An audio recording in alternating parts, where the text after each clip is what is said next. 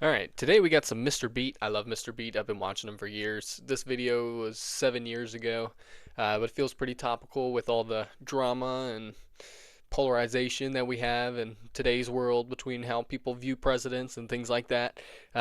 He's a little bit more liberal than I am, so I'm sure his list is going to be different than mine. I made my own list just to be prepared for this, just to see who he has that I have or who he's really favorable of that I'm not so favorable of. I definitely have some uh, debatable ones in my list, so we'll get to that when we get there. But first, we'll see what he has for his list.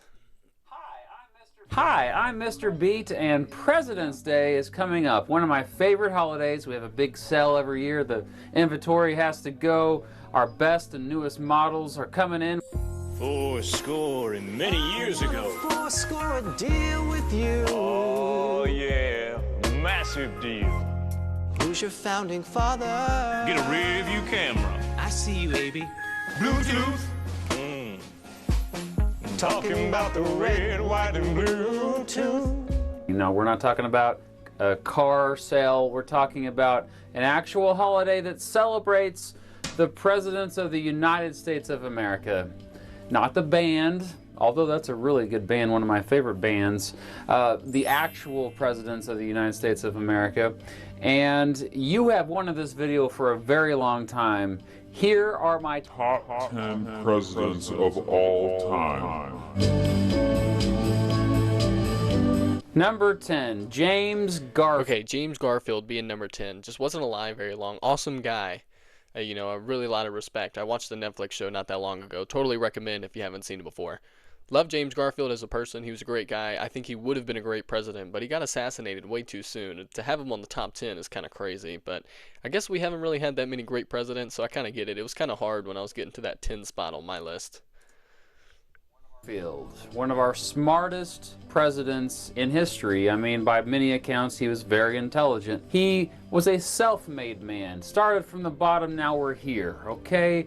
Lost his father when he was young, worked to pay for an education, eventually became a businessman and a professor, and then of course later a politician, a representative, also a successful military leader for the Union in the Civil War. As president, he appointed many African Americans to posts in his administration, which was unheard of at the time. Now, he didn't last long in office as president. You may already know that he was assassinated shortly after getting into office, but he would have been amazing, and so what he would have been is why I rank him high. He made a name for himself fighting cronyism, fighting the political machines in Washington, D.C., and just fighting corruption in general. Number 9, James Madison. Okay, I respect what he said about Garfield. He was an awesome guy. I guess in terms of implications of, even though he didn't last long posting that many African Americans in his in executive positions and such like that. That does have a bit of a long-term impact, especially for the time period. He did that in the 1800s. Wild to do that. Much respect to the guy for that one. James Madison's in my list, so I do enjoy some James Madison. I agree with James Madison in this list. James Madison, the father of the Constitution, of course. Many of the best ideas of the Constitution that we take for granted came from him, and he pretty much wrote the Constitution, okay? The Bill of Rights, most importantly, came from James Madison. So just on that alone, that's why he's one of my favorites. Now, as president, he also was a great leader in terms of once that War of 1812 broke out, he did an amazing job leading the charge to defend against the British invading the homeland. Now, he was a bit foolish when he called for war against the British, but I digress. He was a key author of the Federalist Papers, and again, when he was my age, he was one of the leading voices at the Constitutional Convention. Number 8, John F. Kennedy. I don't have Kennedy on my list either. Completely agree with James Madison. My whole philosophy was because of the Bill of Rights, just probably the most pivotal thing in the Constitution that we have. So that was my reasoning for having James Madison in my list. I do not have John F. Kennedy in my list for the same reason of him being assassinated, short-term presidency. Definitely an argument for him to be on the list, though. Did some great civil rights stuff and things like that. So we'll see what he has to say about JFK.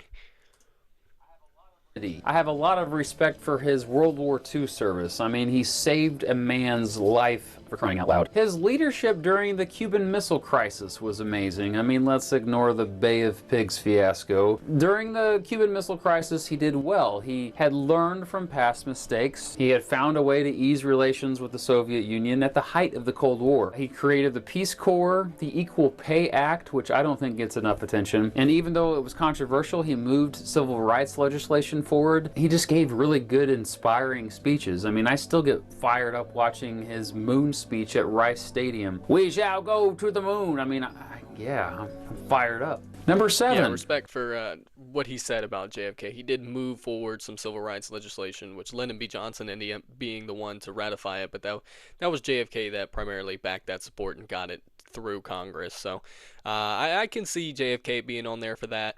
You can't really get away from the Bay of Pigs thing. I mean, Cuba to this day is still communist, been led by a dictator, and a lot of that is because of... Really, Binks? A lot of that is because of how bad of a flop the Bay of Pigs invasion was. So for me, that knocks him more. He didn't have a long presidency, so I don't have him on my list. But I do have Harry Truman on the list, which I thought would be controversial.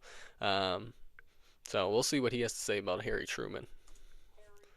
Harry Truman. I used to think much less of Harry Truman when I was younger. I mean, I judged him based on his decision to drop the atomic bombs on Hiroshima and Nagasaki, and I didn't agree with that decision when I was younger, and I still struggle with that decision. And then there were other things that not to like about Harry Truman. The Truman Doctrine, which really was all about us beginning to police the world and get up in everybody's business. Some of his racist language that he used.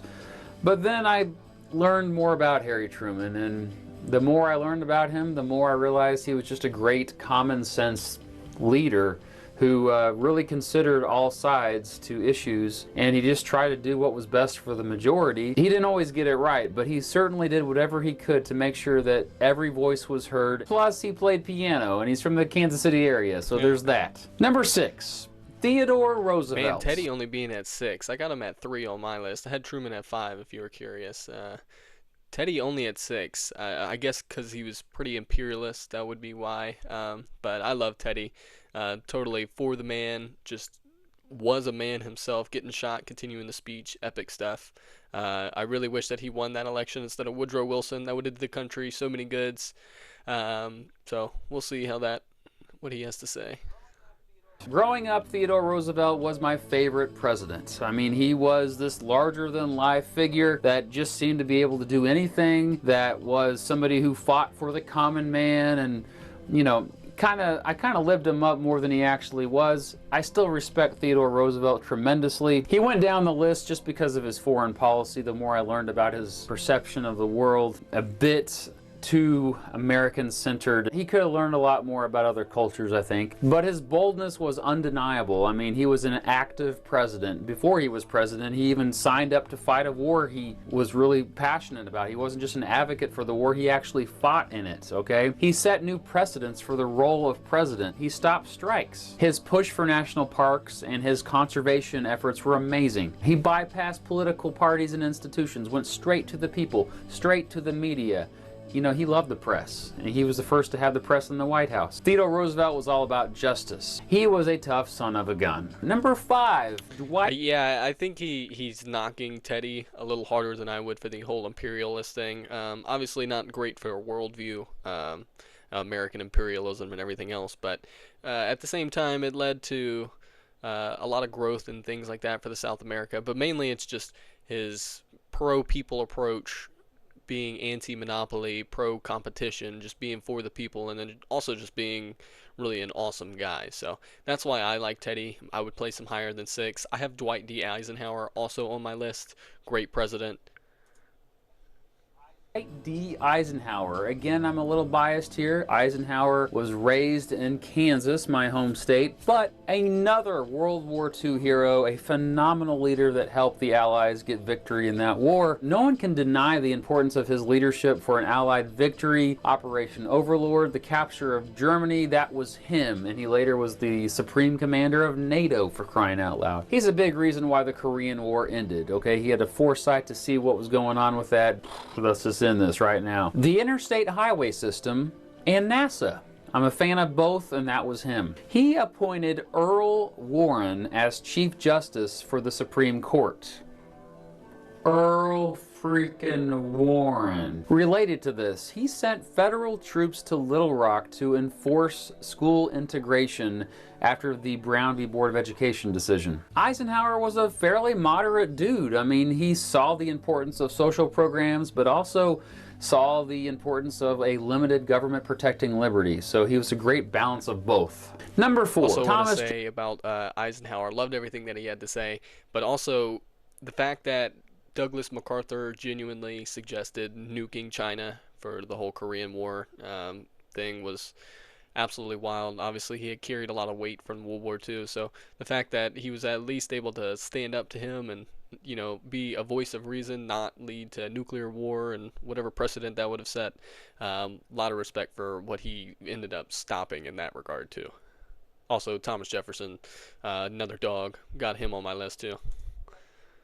Jefferson definitely had some flaws, but I call him the father of civil liberties. I mean, he was a genius. I mean, the main author of the Declaration of Independence, the Virginia Statute of Religious Freedom, his passionate support for the Bill of Rights, and the fact that he popularized many of the ideas in the Bill of Rights. His views were always evolving. It's not like he had the same ideas his entire life. He's what we call a Renaissance man, A lot of respect right? for someone who can evolve their point of view. A lot of people are so stuck with however they think and everything else. So a lot of respect for that. Just personally, like a lot of stuff has come out about his personal life and everything else that docks him for me. He did some great presidential things. He advocated for a lot of great things, but at the same time, he also was a bit of a sleazeball. So for me, he's not that high, but I still love Thomas Jefferson. He's on my list for sure. Constantly trying to better himself and learn new things. He can claim credit for the Louisiana Purchase, which was a bit controversial, but ultimately I think the right thing to do. He saw the good in common people. He promoted democratic ideals when most of the elite did not. So he saw the good in people. I've always liked TJ for that. Number 3, Calvin Coolidge. Probably the least... Yeah, I'm not even going to pretend to even really know that much about Calvin Coolidge. I'm pretty sure he was just a one-term president. Not a lot of bad things, I guess. I'm pretty sure he was anti-corruption. Definitely not on my list. Just kind of a quiet, reserved guy, so didn't stick out as a character or anything. So didn't put him on my list, but, you know, he didn't have anything bad go on during his presidency, so that's something to say. Egotistical of all the presidents, did not have an ego, actually probably weakened the power of the presidency. The least political of all the presidents. That's great. I love apolitical presidents. Extremely modest dude, okay? He's kind of gotten a bad rap though. My favorite quote of him, quote, "Perhaps one of the most important accomplishments of my administration has been minding my own business." While the president doesn't create jobs and isn't responsible for the entire economy, the economy did happen to do very well under his watch. More importantly, despite that, at the same time, he shrank the national budget, shrank the national debt, while simultaneously somehow figuring out a way to cut taxes. He was a fiscal conservative, but a social progressive, outspoken for women's rights and fighting corruption. Had a humble foreign policy and anti-crony capitalism. He used common sense and spoke honestly. He never sugarcoated anything. My number 2 often surprises a lot of people, but it is Grover Cleveland.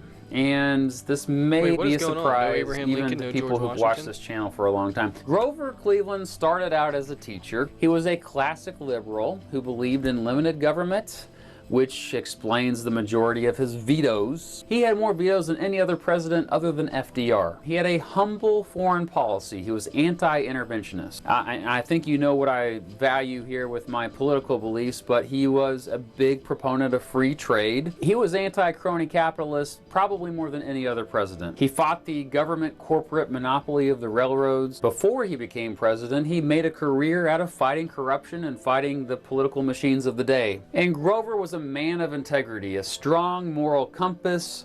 He put aside his own selfish desires, always for the greater good. You know, what more could you ask for a public servant of our country? And my favorite president of all. Really? Grover Cleveland? I mean, all the reasons he listed were fine enough, but that means that there's no Abraham Lincoln. I mean, I'm assuming George Washington's got to be number one, but no Abe kept the country together during the Civil War, just unprecedented times, and very uh, pro human rights, even though he wasn't very outspoken about abolition or anything. So I mean, uh, it's what I'll let him continue. Time. Is George Washington, which many of you already knew. George Washington, the first president, set all precedents, set the bar very high for all future presidents. Before he was president, though, I mean, he was a military hero. The French and Indian War, the Revolutionary War. More than anyone, he probably single-handedly is the person most responsible for the United States becoming a country, against great odds, against the most powerful military in the world at the time. George Washington was confident but humble. He never wanted to be president. He was kind of forced into that position.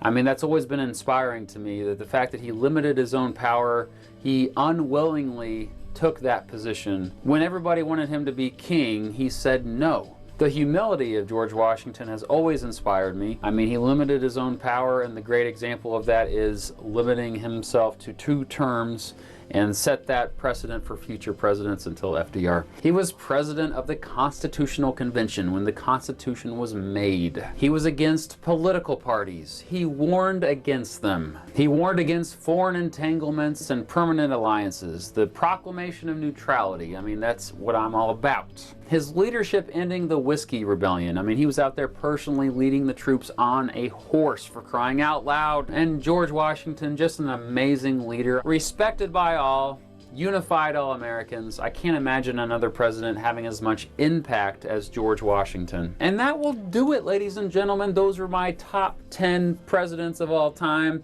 And next week, make sure you tune in, because I'm going to do the worst 10. Okay, well, it looks like that's it. I can't believe he didn't have Abraham Lincoln on there. I can only assume because of his political beliefs, he's pretty anti-executive power, doesn't like a lot of consolidation of power in the executive branch, and, Lincoln definitely skirted around the limits on presidential power, that's for sure. Some people argued he was kind of dictatorial, but I mean, he did it for the common good. He kept the country together, and just the worst possible time in our entire history. Even worse than the Revolutionary War, I would say. So I mean, I think it's kind of crazy not having Abraham Lincoln on there. Also, considering he's kind of liberal, I'm kind of shocked that FDR isn't on there. FDR's on my list. So pretty shocked that that's not on there. George Washington, though, number one, no doubt. Just awesome human being, mad respect, absolute Chad.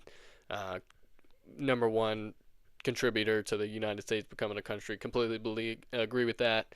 Not necessarily a military genius, but led us through all those military conflicts, and led us to become victorious and become a president. And even when there wasn't any standard or rules for him as a president, he basically set those standards and rules. So much respect for that. Here's my list on who I have as the top 10. So I have George Washington number 1. I have Abraham Lincoln number 2. Shocked that he doesn't have Abraham. Then I have Teddy at number 3. Love me some Teddy Roosevelt. Then I have Eisenhower at 4. I have Truman at 5. Kind of controversial, especially because of the whole nuke ordeal. But me personally, I believe that was an unfortunate necessity. The people were quite fanatic about defending the Japanese homeland, and it was shown between Okinawa and Iwo Jima. I mean, they were fighting to the last man, basically, so any type of invasion would have been so devastating. So I tend to be on the more realist side. It's a tragedy that it had to happen, but I think that it did have to happen. And then have Thomas Jefferson, FDR, James Madison, John Adams, and then Ulysses S. Grant. Grant gets a lot of hate. There was a huge corruption scandal with his cabinet and everything else, but himself, like, as integrity, he was a great individual. He did great things. He wanted what was best. He was him and Abraham Lincoln most pivotal in the Civil War for sure, to help the Union win, keep us together. Very pro Reconstruction. It's a shame that Reconstruction didn't end the way that it did, and it didn't really put a foundation for civil rights and everything else in the South, we wouldn't have to deal with a lot of the problems that we have nowadays if Reconstruction had gone the way that it was supposed to. So I have pretty high regards on Ulysses S. Grant, even though there was the whole corruption scandal. So that's my top 10. Very different from his. I did not expect that. I thought that we were going to agree on a lot more.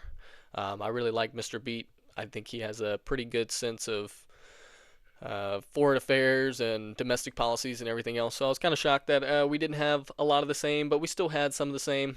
But that was it. See, I'm gonna see. Does he say anything about Abraham Presidents Lincoln? of all time. Who will be on that list? Tune in next week to find out. This has been a lot of fun. Thank you for watching. And happy President's Day. Mr. Beat No, he coming at doesn't. you I'm with shocked, much yeah. shorter hair. Nothing about Abraham. But yep, that's the list. Agreed with 60% of his list. Kind of shocked on some of the ones that he didn't have on there. FDR, I could only assume, was another like expanding presidential power and whatnot. He must really care about that. But he really set the precedent for modern politics and the social blanket and everything else that we have. So that's my list. That's his list. Let me know who you think should have been on the list. Anybody he left off the list. Anybody I left off on the list. Anybody who's on the list that doesn't deserve to be on the list. They're too much of a scumbag, too many scandals or whatever. Let me know. I appreciate you. Leave a like if you watched the whole video. Let me know your thoughts in the comments. And check out my channel. I got more stuff on there. There's NFL, college football stuff too if you like that too. So check it out, and I appreciate you.